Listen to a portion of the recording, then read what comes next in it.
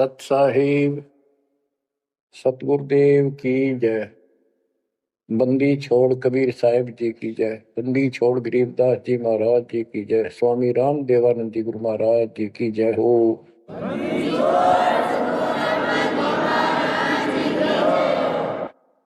सर्व संतों की जय, सर्व भक्तों की जय, धर्मी पुरुषों की जय। श्री काशी धाम की जय, श्री सुडानी धाम की जय, श्री क्रोथा धाम की जय, श्री बरवाड़ा धाम की जय। सत साहिब परमपिता परमात्मा की प्यारी आत्माओं, परमेश्वर कबीर जी ने आपके ऊपर विशेष रजा की है। आप अमर कथा सुन रहे हो, सत्यनारायण कथा सुन रहे हो, और आप कहीं भी बैठे हो, दाता ने कैसी दया कर दी। चलते फिरते बैठकर परमात्मा का गुणगान सुनो। बच्चों, ये सत्संग जो है ये आध्यात्मिक पढ़ाई है, ये आध्यात्मिक शिक्षा है। इसको समझने के लिए भी काफी समय की आवश्यकता है। जैसे बच्चे स्कूल जाते हैं, यानी 15-16 वर्ष तक तो वो टोटली फ्री होते हैं। अपनी पढ़ाई करो, ट्यूशन लगवाओ, क्लास में पढ़ो। तो ऐसे करते करते वो विद्वान बन जाते हैं, डॉक्टर बन जाते हैं, इंजीनियर बन जाते हैं और बड़ी बड़ी शिक्षाएं प्राप्त कर लेते हैं। इसी प्रकार आपको ये आध्यात्मिक लेक्चर अटेंड करते रहना चाहिए। संसारिक काम भी करो, शिक्षा ग्रहण भी करो, लेकिन ये शिक्षा साथ जरूर ग्रहण करो। इसके बिना सब व्यर्थ है। वो तो सिर्फ पेट के लिए, रोजी रोटी के लिए जो भी कर्म हम करते हैं सब रोजगार के लिए होता है, और वो रोजगार करते करते नुकसान हो जाता है। सब कुछ करते करते हानि हो जाती है, कोई लाभ नहीं मिलता। इधर कमाते हैं, उधर रोग हो जाता है, यहां से कमाया उधर खत्म हो गया। तो परमात्मा के चरणों में आने के बाद, इसकी शरण आ जाने के बाद, तो ये इस तरह के कष्टों को कम कर देगा। परमात्मा की महिमा भी ना सुने, भक्ति ना करें और काम में ज्यादा ध्यान दें, कभी नुकसान ना हो जाए। और वो करते करते हो जाता है, फिर घर के रहते ना गांठ के। इसलिए काम अवश्य करो, पर इसमें नागा ना करो। परमात्मा की महिमा अवश्य सुनो और भक्ति डेली करो। सुबह दोपहर शाम के परमात्मा की स्तुति। आजकल तो अनपढ़ भी कर सकते हैं, मोबाइल घर घर है, उसमें लगाओ आरती सुबह दोपहर शाम की, आराम से सुनो। काम भी करते रहो, खाना बना रहे हो, आरती चल रही है, वो बढ़िया, ध्यान आरती में रहेगा। जैसे ड्राइवर गाड़ी चलाते हैं, ड्राइविंग तो बहुत सावधानी का काम होता है, लेकिन उसमें बातें करते रहते हैं, वो चलाता भी रहता है। इसी प्रकार इस समय का ऐसे सदुपयोग करो, सुमन भी करो, गाड़ी भी चलाओ, तो आरती भी लगा लो, उसके अंदर चलते रहो, सुनते रहो। तो परमात्मा ने आपके ऊपर रजा करने में कसर नहीं छोड़ रखी।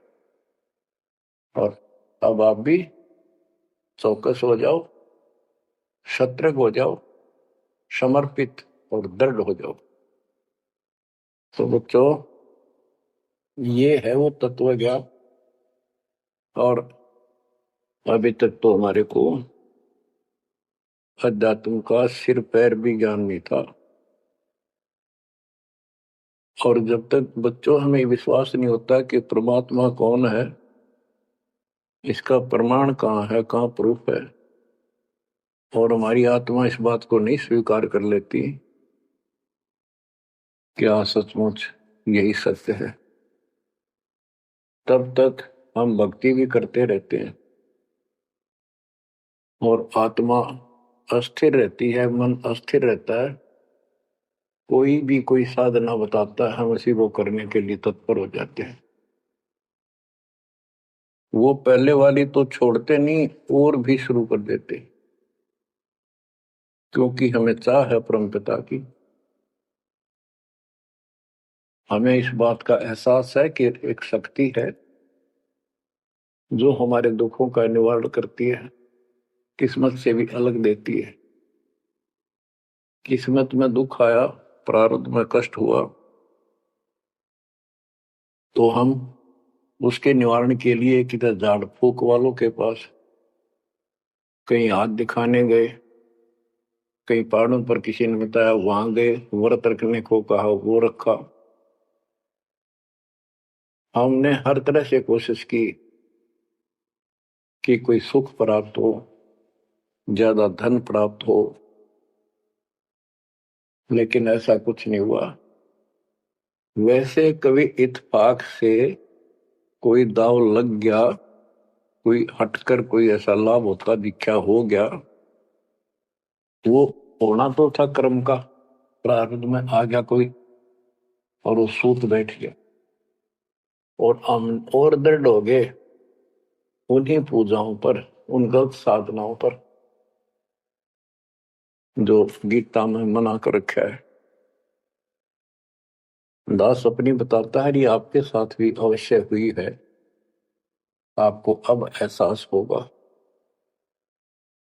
जैसे दास बचपन से रामकृष्ण और विशेषकर विष्णु जी का, कृष्ण जी का विशेष भक्त रहा है, इसके साथ हनुमान जी के प्रति भी लगन में, तड़प में, चाह में कोई कमी नहीं थी। इस कारण से मंगलवार का व्रत रखना, किसी ने बता दिया कि सालासर एक स्थान है जहां पर हनुमान जी का बहुत प्रसिद्ध मंदिर है और वहां जाने से सारे सुख हो जाते हैं। तो दास सिरसा सर्विस करता था, हरियाणा का एक शहर है, पंजाब से सटा हुआ डिस्ट्रिक्ट है। वहां से पता चला तो दास बैठ कर ट्रेन में सालासर पहुंचा, शुरू उतरा, वहां से अन्य साधनों से वहां एक छोटा सा गांव सालासर, वहां एक छोटा सा मंदिर और उसमें एक पत्थर की मूर्ति, तो उसकी शक्ल भी ठीक सी को ना हनुमान का वो आइडिया लगाया जाता। उस समय यह सन 1978 की बात है, ऐसा कोई वहां पर ज्यादा भीड़ नहीं होती थी, हम सुबह आराम से दर्शन कर लेते थे। हद से हद 500-400 आदमी जाते थे। फिर देखते देखते 10 साल में वहां पर टेढ़ी मेढ़ी लाइन बनने लगी, यानी 4-4 घंटे में नंबर आने लग गया। और उस दौरान जैसे भी कोई राहत मिली, जैसे सर्विस लगी, पढ़ते थे, पास होते चले गए, हनुमान जी और श्री कृष्ण की जय जयकार। हम पढ़ते थे, पास होते चले गए। तो ये श्रेय अपने इष्ट देवों को मानते थे जो एक से अनेक थे, श्री विष्णु भगवान, कृष्ण जी, श्री राम जी और हनुमान जी, शंकर भगवान जी। यानी शंकर भगवान जी कोई पीछे नहीं रखते थे, और ये बता रखा था अगर माँ की भक्ति नहीं करनी, इसको विशेष ध्यान नहीं देते थे इसके ऊपर। फिर भी पास हुए, सर्विस लगी, पुत्र प्राप्त हुआ, फिर संतान होती चली गई, और इतनी खुशी हुई कि सारा कुछ हनुमान जी ने, श्री कृष्ण जी ने, विष्णु जी ने कर दिया। और ये देख रहा है दास के जो कबीर नास्तिक है उनके भी ये सुख हो रहे थे। तो बात ये है, अब पता चला कि ये साधना वो सुख देने की थी नहीं जो हम इन कैसर कर रहे थे, यकीन से होगा इनको श्रेय दे रहे थे। तो बच्चों, कबीर पीछे लग गया जाऊं था मैं लोक वेद के साथ, मार्ग में सतगुरु मिले, दीपक दे दिया हाथ। इस भक्ति के सफर में हम लोक वेद के आधार से इधर उधर भटक रहे थे, सही मार्ग मिला नहीं था और कभी भी मंजिल प्राप्त नहीं कर सकते थे। ठीक है, हमारी तड़प थी तो भगवान भी मिले। जैसे वेदों में प्रमाण है, ऋग्वेद मंडल नंबर 9 सूक्त चम्मन मंत्र 3 में कि परमात्मा सबसे ऊपर के लोक में बैठा है। फिर ऋग्वेद मंडल नंबर 9 सूक्त 82 1 2 3 में, ऋग्वेद मंडल नंबर 9 सूक्त 86 के 26 27 में, ऋग्वेद मंडल नंबर 9 सूक्त 96 के 16 से 20 तक, ऋग्वेद मंडल नंबर 9 सूक्त 94 का मंत्र 2, 95 का मंत्र नंबर 1। इन सब में मिलाकर एक निष्कर्ष निकलता है कि परमात्मा ऊपर से गति करके आते हैं और यहाँ अच्छी आत्माओं को मिलते हैं। एक कविता काव्यनों यानी लोकोक्तियों, शब्दों, वाणियों, साखियों के माध्यम से अध्यात्म ज्ञान अपने मुख कमल से बोलकर सुनाते हैं और वो एक कवि की तरह आचरण करते हुए वर्जम घूमते फिरते और अपने मुख कमल से वाणी बोल करके भक्ति की प्रेरणा करते हैं और गुप्त भक्ति के, परमात्मा की साधना के गुप्त मंत्रों का आविष्कार करते हैं। जैसे गरीबदास जी ने बताया है, कबीर साहब बताते हैं, गरीब सोहम शब्द हम जग में लाए, सार शब्द हमने गुप्त छिपाए। यानी सोहम शब्द किसी भी ग्रंथ शास्त्र में, जिनको शास्त्र मानते रहे हैं 600 साल पहले पहले, उनमें नहीं है। और सोहम नाम का प्रचलन बहुत पहले से चल रहा है, पर इन किताबों में नहीं था। क्योंकि कबीर साहब कहते हैं, हम बैरागी ब्रह्म पद सन्यासी महादेव, सो हम मंत्र जय शिव जी को करे हमारी शेष। उनको ज्ञान समझा सबको। ज्ञान इतना गजब का है, एक बार आत्मा जरूर पकड़ लेती है और नाम की भी इच्छा करती है, तो उस समय जब परमात्मा अपना ज्ञान सुना रहे होते हैं, काल निकल जाता है उस आत्मा से और आत्मा ध्यान से सुनती है, सत्य मान लेती है। तो इन्होंने ब्रह्मा जी ने, विष्णु जी ने, शिव जी ने सबने नाम दे दिए। इनमें सॉफ्टवेयर लगा दिया परमात्मा ने। विष्णु जी में हरियम का, शिव जी में सोम का, ब्रह्मा में ओम का, और वही आज हमारे को लगा दिया। अब हम अपना काम इनसे डायरेक्ट ले रहे हैं। तो कहने का भाव ये है कि जिस समय परमात्मा अपना ज्ञान सुनाते हैं, काल भाग जाता है। परमात्मा के वहां से आते ही काल प्रवेश कर जाता है, उनकी बुद्धि को फेर देता है। इसी कारण से दोबारा इन्होंने परमात्मा की वाणी सुनी नहीं, विचार नहीं सुना, और ये धोखा खा गई। हमने भी बहुत बार धोखा खा लिया, सैकड़ों बार हम ये कष्ट उठा चुके और ये धोखा खा चुके हैं। तो अपने भगवान को छोड़कर इन बकवादा में बड़े रहे। मानुष जन्म पाएकर खोवे, सतगुरु विमुखा युग युग रोए। बच्चों, गिरीश सतगुरु संगत छोड़कर लाख वर्ष जप कीन, इंद्रिय क्रम ना मोक्ष होए, अरे काल के आदि। जैसे आपको बार बार समझाया जाता है कि सतगुरु से विमुख होने के बाद हम आज से 600 वर्ष पहले परमात्मा से विमुख हुए थे। उसके बाद हम पता नहीं किन किन धर्मों में जन्मे, कभी भक्ति की कभी ना की। भक्ति करते थे और भक्ति ही नहीं थी, लेकिन मालिक फिर भी हमें उन प्रत्येक मानव शरीर में मिले हैं और सच्ची राह दिखाई है। हमने कुछ दिन की साधना अवश्य की है, फिर छोड़ दी, और जिसके कारण परमात्मा हमें चार्ज कर गए। उस चार्जिंग के कारण आज तक आपके हृदय में मालिक की चाह और भक्ति की तरफ बनी हुई थी और मनुष्य जीवन मिलते रहे। क्योंकि हम 600 साल पहले गुरुद्रोही नहीं हुए थे, सतगुरु विमुख हो गए थे। सतगुरु विमुखा युग युग रोए, मानुष जन्म पाकर खोए। एक उदाहरण देता हूं। एक राबी नाम की लड़की, जिसको राबिया भी कहा, मुसलमान धर्म में जन्मी, वो पिछले सतयुग से मालिक के उनके साथ लगे थे अपनी बेटी को, अपनी आत्मा के। गरीबदास जी ने बताया है कि कबीर साहब बताते हैं, दो दिन मेरी शरण है, यानी एक बार किसी युग में चाहे वो 10 दिन भी नाम ले ले, फिर छोड़ दिया वो, मालिक उसको अपने खाते में लिखता है। और फिर उसको धीरे धीरे धीरे धीरे देखो, अपने पिता को देखो, हमारे लिए कितना कष्ट उठा रहे, उसको धीरे धीरे चार्ज करते रहते हैं, चार्ज करते रहते हैं, भक्ति की तरफ जन्म जन्मांतर बढ़ाते रहते हैं। उसी कर्म अनुसार, उसी क्रिया में वो लड़की आत्मा शराबी बनी हुई थी, मुसलमान घर में जन्म था, 12-13 साल की बेटी थी, भेड़ बकरियां चरा रही थी।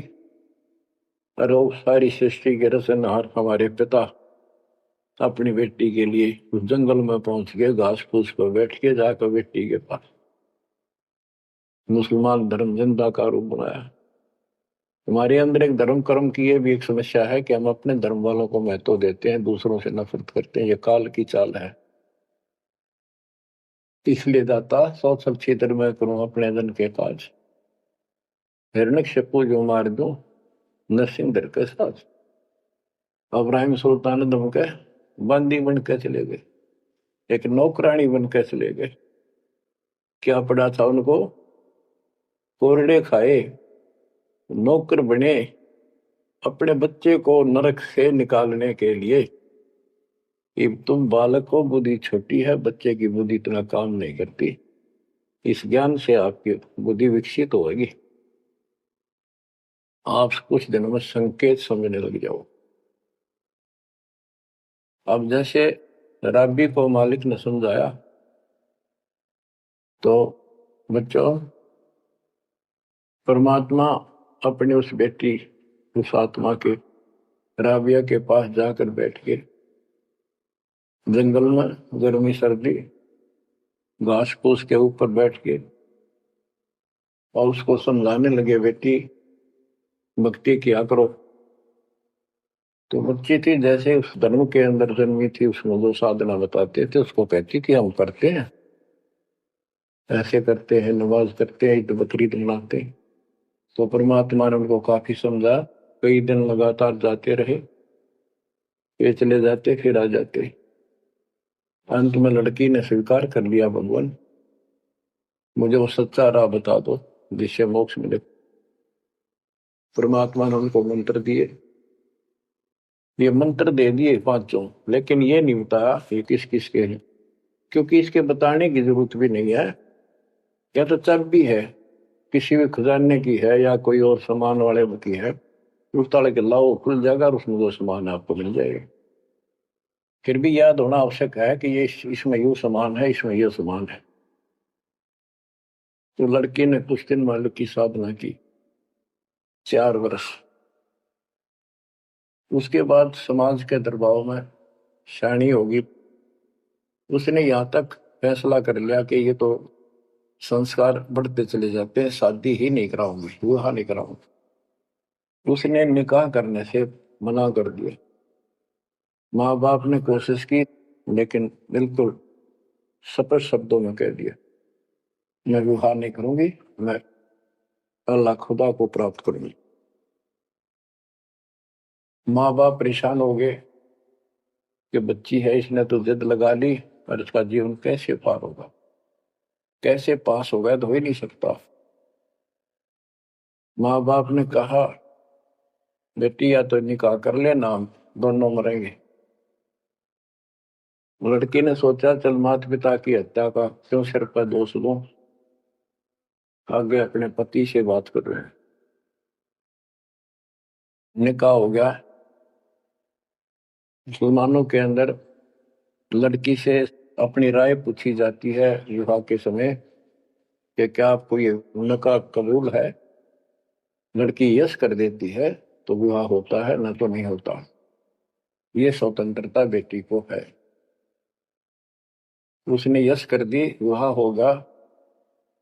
उनका पति बहुत बड़ा अधिकारी था, अफसर था, साहब था।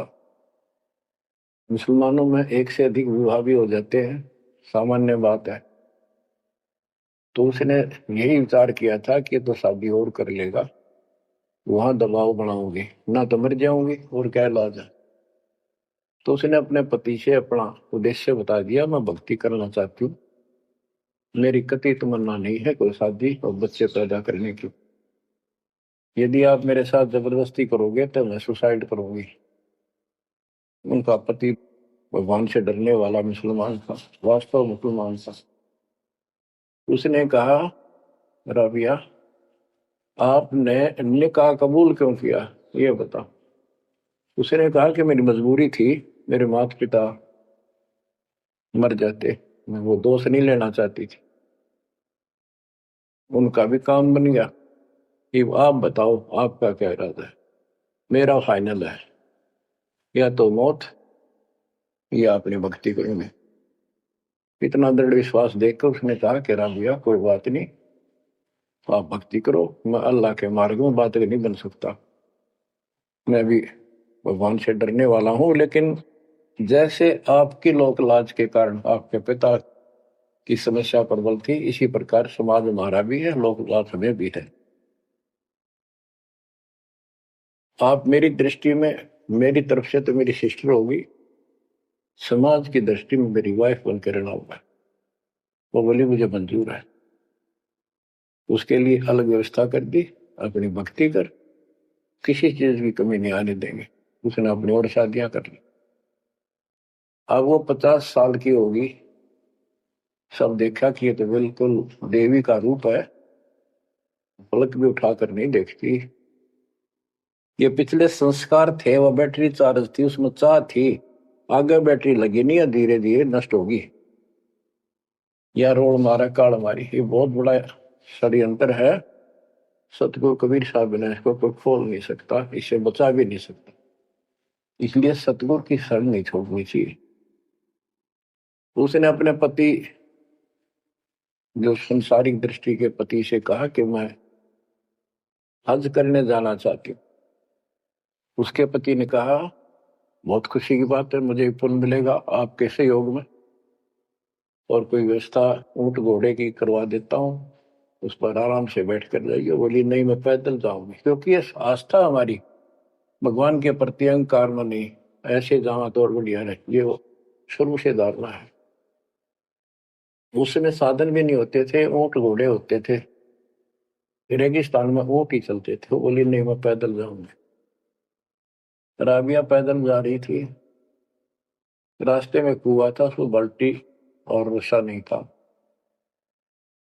एक कुतिया वहां पर बहुत बुरी तरह रो रही थी, कभी कुएं की तरफ जा रही थी, राबिया के चरणों की तरफ आ रही थी। वो समझ गई कि प्यासी है, और साथ में बच्चा है, मरेगी की बच्चे भी मरेंगे। आओ देखा ना ताओ देखा, दया बिना दरवेश कसाई। वो दरवेश थी, संत थी, दयालु थी, असली मुसलमान थी। उसने अपने बाल पाड़े सिर के, रस्सी बनाई लंबी, वो 100 फुट नीचे पानी होता था, और फिर अपने कपड़े निकाल कर शरीर के उसके बांध कर नीचे भिगो के बाहर टपकाए, निचौड़े एक मटके के टूटे हुए पात्र में। कुतिया ने जी भर का पानी पिया, और लड़की ने अपने जो सिर के बाल पाड़े, थोड़ा बहुत खून निकला था, रक्त, ब्लड को साफ किया, कपड़े पहन लिए, मक्का के लिए चलने लगी। वो मक्का उठ के कुएं के साथ आकर खड़ा हो गया। लड़की ने तो जाना ही मक्का में था, एकदम प्रवेश कर गई। उधर इब्राहिम सुल्तान दम की पहले बॉडी में वो आत्मा गई हुई थी, क्योंकि परमात्मा उनको भी प्रेरित करते हुए आ रहे थे। जो इब्राहिम सुल्तान दम बाद में सम्मान बना,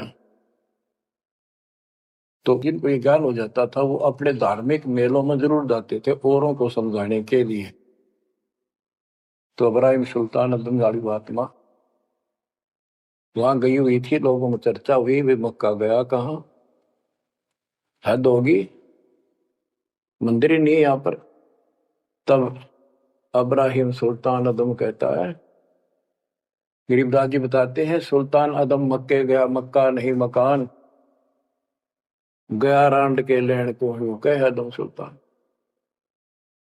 लोग बोले रे क्या बोल रहा था, फिर इतने में वो मक्का वापस आ जाता है। और उसमें से राबिया निकली। राबिया देखी, लोग भाग कर प्रवेश किया, देखा तो एक राबिया एक लड़की, उसने अपना परिचय दिया। पूरे मुसलमान समाज में ये बात फैल गई, चर्चा का विषय बना कि भक्ति हो तो राबी जैसी, भक्ति हो तो राबी जैसी। जिसके लिए मक्का उड़कर चला गया जहाज के समान, एयरप्लेन की समान। तो वह हज के लिए गए हुए व्यक्ति अब्राहिम सुल्तान से बोले, अरे भले आदमी, तो एक देवी को क्या कह रहा था, गया रांड के लेने को, नो कह तुम सुल्तान एक नकमी आत्मा को ये मक्का लेने गया है। तेरा तो भाई दिमाग खराब हो गया, इसी देवी के बारे में ऐसे शब्द बोले, तुझे पाप लगेगा, दोजख में जाएगा। तब उसने उनको बताया, ये कभी आत्मा इसके लिए आए थे, इसको वहां मिले थे ऐसे ऐसे, और इसने वो सत भक्ति छोड़ दी। क्योंकि परमात्मा साधु रूप में कहीं प्रकट हो जाते हैं, ये उनका एक नियम है, अच्छी आत्माओं को मिलते रहते हैं।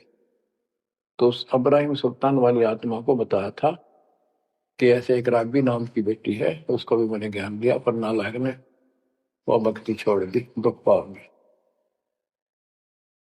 तो उसने बताया कि इसको सत भक्ति मिली थी, डरे डोना ही है यार, उस पिछली साधना के कारण ये सब कुछ हो रहा है। परंतु उन लोगों के अबन में कहाँ समाने वाली थी अब बात, दो अक्षरों में। उस जीवन को पूरा करके वो लड़की, वो आत्मा अगले जन्म में बांसुरी नाम की लड़की बनी, जन्म हुआ। धार्मिक शब्द सुनाया करती थी, बड़ी प्रबल, क्योंकि प्रेरणा थी, उसमें भी अनमैरिड रही वो। और यहां तक विचार कर लिया कि ये सुना है मक्के में जो मरता है वो सीधा जन्नत में जाता है, स्वर्ग में। तो इससे बड़ी अवसर कहाँ मिलेगा, अगर दोस्ता होगी। मक्के में अपनी गर्दन काट दी और चढ़ा दी, सब जगह ये चर्चा होगी, भाई बांसुरी तो जन्नत में जाएगी, सिद्ध दरवाजे खुले हैं। अब बताओ, वो तो लोक वेद था, तत्व ज्ञान क्या कहते हैं। उसके बाद वो लड़की अगले जन्म में फिर लड़की रूप में जन्मी, युवा होकर वैश्या का जीवन दिया, सारा जीवन गंदे कर्म करो, एक भी अच्छी सोच नहीं, छोड़ दिए कर्म काल में। मानुष जन्म पाकर खोए, सतगुर विमुखा युग युग रो। वो फिर मर गई उस गंदे जीवन को भोग के, पाप इकट्ठे करके ढेर ला गए। उस 3-4 साल की साधना से उसको मनुष्य शरीर मिलते रहे। उस दौरान परमात्मा ने कोशिश की, लेकिन वो रंग में रंग चुकी थी।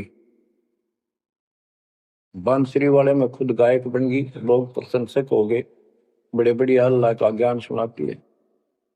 और वैसा बनने के बाद उसी कर्म वैसे फूट लिए, अच्छे बात समझ में नहीं आई। वो फिर मृत्यु को प्राप्त हुई, वैसा का जीवन, गणका का जीवन भोग कर फिर वो शेख तकी नाम के एक धार्मिक मुसलमान पीर के घर जन्म लिया बेटी के रूप। 11 वर्ष की 12 वर्ष की आयु पूरी करके वो मर गई, समय संस्कार पूरा हुआ।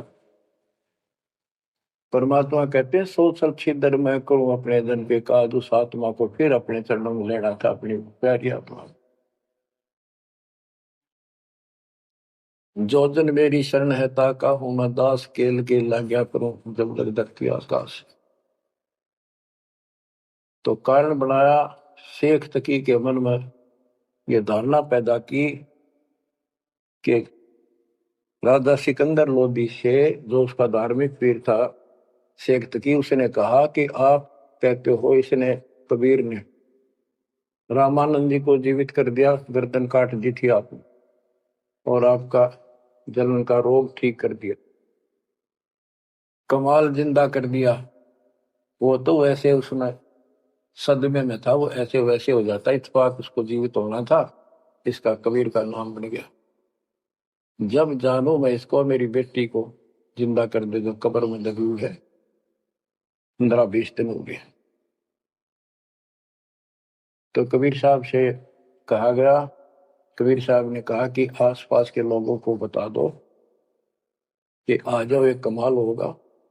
उस शेख तकीर ने ढिंढोरा पिटवा दिया कि इसकी बेइज्जती हो तो छक्का हुआ, मूर्ख बना रहा। उधर कबीर साहब ने कह दिया कि भाई खूब बुला लो, आसपास जितने बुला सकते हो, सबके सामने देखते हैं परमात्मा की क्या रजा होती है। हजारों व्यक्तियों के सामने कब्र खुलवा दी, उसमें 100 पड़ा था। कबीर साहब ने कहा एक शेख तकी की बेटी जीवित हो जा, लड़की नहीं जीवित हुई। फिर दोबारा कहा, फिर भी जीवित नहीं हुई। शेख तकी नाचन लग गया, खुल गई पोल डोंगी की। देखो ये बकवास करता था, सुन लो भाई, है डोंगी पाखंडी झूठा। तो परमात्मा ने कहा कि शेख तकी तू कोशिश कर ले। तो और दूसरे बोले जी ये कुछ करने जोगा होता था, अपनी बेटी ने कौन मिट्टी में दाबा है, आप कर दया करो।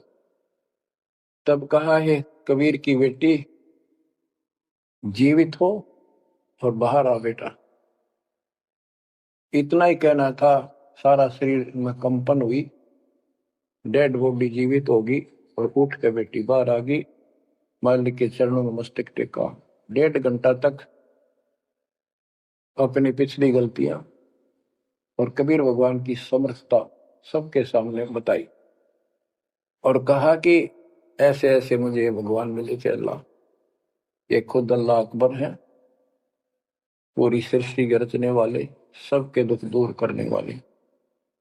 मेरे कर्म फूट गए, मैं इनको छोड़कर ऐसे ऐसे गंदे जीवन जी के मैं आज फिर इनकी कृपा हुई, मेरे जीवन शेष नहीं था। पशु पक्षी बनने वाली लाइन में खड़ी थी, ये परमात्मा वहां पहुंचे और धर्मराज के दरबार में मुझे पेश किया, वहां से मेरे कागज निकाल दिए और मुझे साथ लेकर यहाँ के छोड़ा। बोलो सतगुरु देव की जय हो, बद्दी छोड़ कबीर साहिब की जय हो।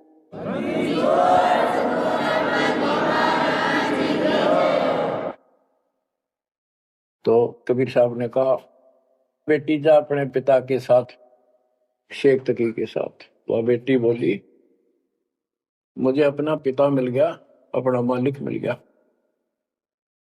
इसका मेरा संस्कार इतना ही था। आप मेरे पिता हो, सारी सृष्टि के मालिक हो, मैं तो आपके साथ रहूं।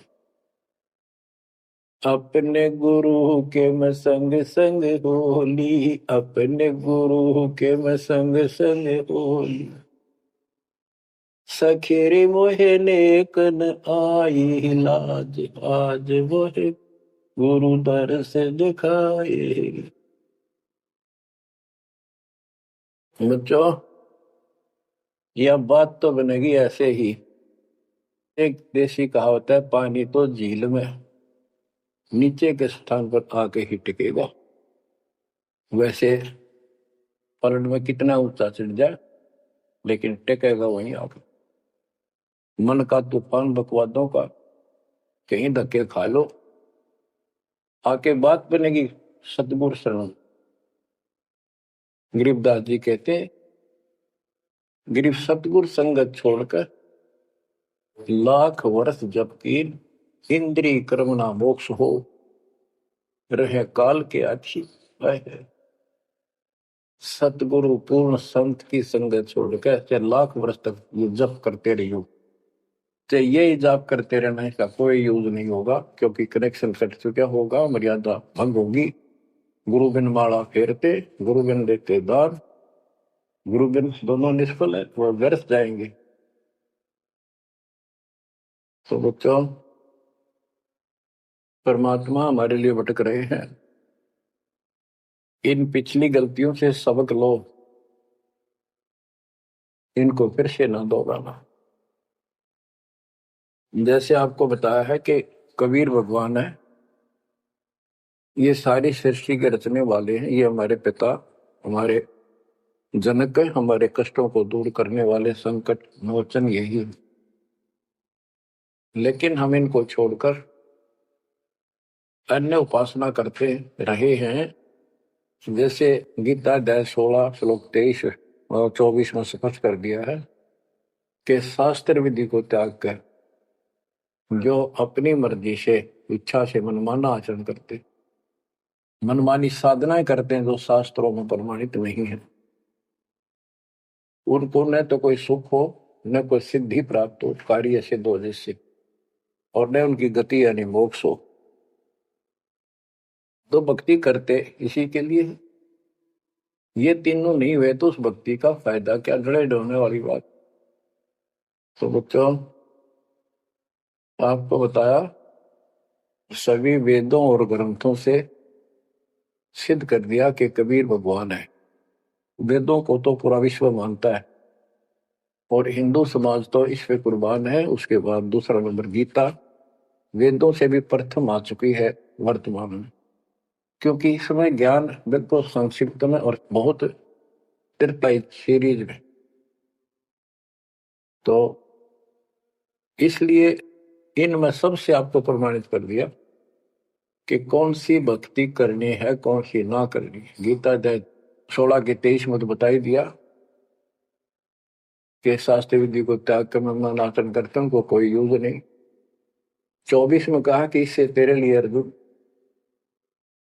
शास्त्र ही प्रमाण है, कर्तव्य जो साधना करने योग्य है और अकर्तव्य जो ना करने वाली है, इन्हीं के आधार से करो। गीता अध्याय 9 श्लोक 25 में कहा कि भूत पूजने वाले भूतों को प्राप्त होंगे, पितर पूजने वाले पितरों को प्राप्त होंगे, देवताओं की भक्ति करने वाले देवताओं को प्राप्त होंगे, और मेरी भक्ति करने वाला मुझे प्राप्त होगा। अपनी साधना का पूरी गीता में 8वें अध्याय के 13वें श्लोक में एक मंत्र बताया है, ओम इति एक अक्षरम ब्रह्म व्यवहारण माम अनुसमरण यह प्रयाति तजन देव से याति प्रभाव। मुझ ब्रह्म का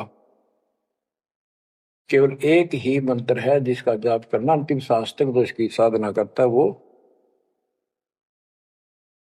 मेरे से, इस ओम से प्राप्त होने वाली गति को प्राप्त होता है। वो गति कौन सी है, इसके लिए आपको, क्योंकि ये एक लेक्चर है, पीरियड है जो दास आपको दे रहा है, और इसमें टीचर पहले दिन से लेकर 1 साल तक यह पढ़ावा है, तब जाकर के बच्चों के दिल में स्वभावत है। 100 बार पढ़ा ले तो भी पढ़नी पड़ती है, तभी उसके ऊपर विश्वास उतर जाता है, वो हृदय में जम जाती है। श्री देवी भागवत के 6ठे सकंद में हिमालय राजा को देवी, वो देवी का परम भगत था, कुछ बातें नहीं हो रही थी, तो उसने कहा मुझे मोक्ष दो। धन तो बहुत दे दिया आपने, तो उसने कहा मोक्ष, ये झूठ बोले न ज्ञान तो है नहीं, और उस भक्ति का ज्ञान इनको, क्योंकि उन्होंने वो खत्म कर दिया जो मूल ज्ञान था, सूक्ष्म वेद का वो पार्ट हिस्सा। यही स्पष्ट किया है, वो कबीर नाम का परमात्मा है जिसने सारी सृष्टि रची, जिसने सब आपको संतान माता पिता का रूप दिया, सबके कर्मों को वो काटने वाला है, सबके कर्मों को ठीक से जानता है। 6 दिन में सृष्टि रच के जो 7वें दिन तखत पर जा विराजा, उसकी खबर किसी बाखबर से पूछो। गरीबदास जी कहते वेद कतेब एक है भाई, और वेद कतेब का ज्ञान है दूर, वो संतों का मार्ग दूर। ये अधूरा ज्ञान है, जब इसमें स्पष्ट है ही नहीं, जब ये कह दिया कोई और बताओगा तो वो और अब आपके सामने है, आपको प्राप्त हो चुका है। अब भी बच्चों नहीं समझोगे तो कौन सी विधि अपनाएं जो आपकी आंखें खोलाए। कबीर द्वार धनी के पड़ा रहे, धक्के धनी के खावे, 100 काल झकझोरी कर द्वार छोड़ नहीं जा। अब आपने इतना करना है, इस ज्ञान को समझकर मालिक से दूर ना होना, सतगुरु विमुखा मत हो जाना। इसमें आपको अच्छा लगे चाहे कोई कष्ट लगे, वो कष्ट भी गॉड गिफ्ट होगी। हो सकता है पता नहीं कौन सा पाठ सा कष्ट आपका हल्के में टल रहा हो, पर जल्दी ना करा करो। और तो धरती पर कहीं जा रही हो तुम्हें कभी राहत नहीं मिलेगी। तो बच्चों, मानत ना मन मोरा साधो, मानत ना मन मोरा रे, बार बार मैं ये समझाऊं जग में जीवन थोड़ा रे, बार बार मैं ये समझाऊं जग में जीवन थोड़ा। दुविधा दुर्मति चतुराई में जन्म गया नर तोरा रे, अब भी आने में लो सत्संग में, करो गुरु ज्ञान पर गौरा रे। अब भी आने में लो सत्संग में, करो गुरु ज्ञान पर गौरा रे।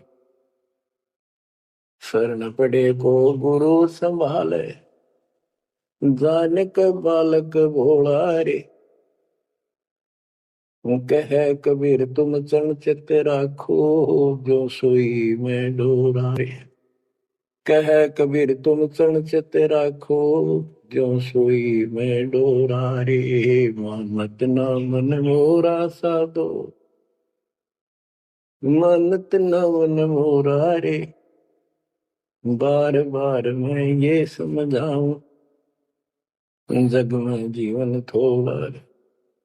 बच्चों, जैसे धागा सुई में चिपका रहता है, ऐसे लटके रहियो परमात्मा के दास के चरणों, मोक्ष मिलेगा सत साहिब।